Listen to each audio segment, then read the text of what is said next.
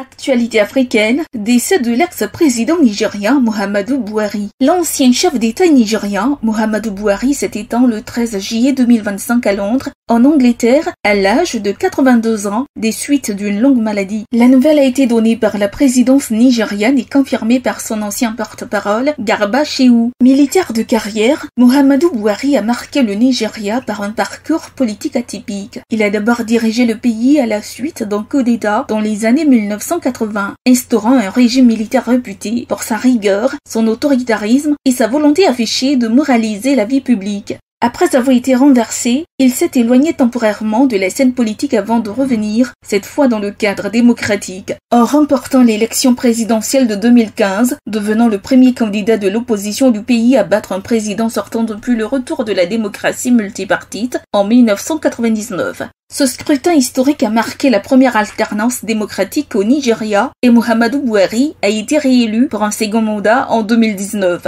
Il a quitté le pouvoir en 2023 après 8 années de présidence civile. Durant ses mandats démocratiques, l'ex-président nigérian s'était présenté comme un homme de principe, priorisant la lutte contre la corruption et l'insécurité. Cependant, son bilan reste contrasté. S'il a effectivement mené plusieurs campagnes contre le détournement de fonds publics, les résultats sur le terrain ont été jugés mitigés. L'économie nigériane a traversé 2 périodes de récession pendant sa présidence et la monnaie nationale s'est fortement dépréciée. Simultanément, la situation sécuritaire est demeurée préoccupante, en particulier dans le nord-est du pays, en proie aux attaques de Boko Haram et aux violences communautaires. Les réactions suite à l'annonce de son décès ont afflué de toutes parts. Pour beaucoup de Nigériens, Muhammadu Buhari reste une figure emblématique, parfois controversée, mais incontestablement influente dans la construction du Nigeria contemporain. Sa disparition clôt un chapitre important de l'histoire nationale entre mémoire militaire, transition démocratique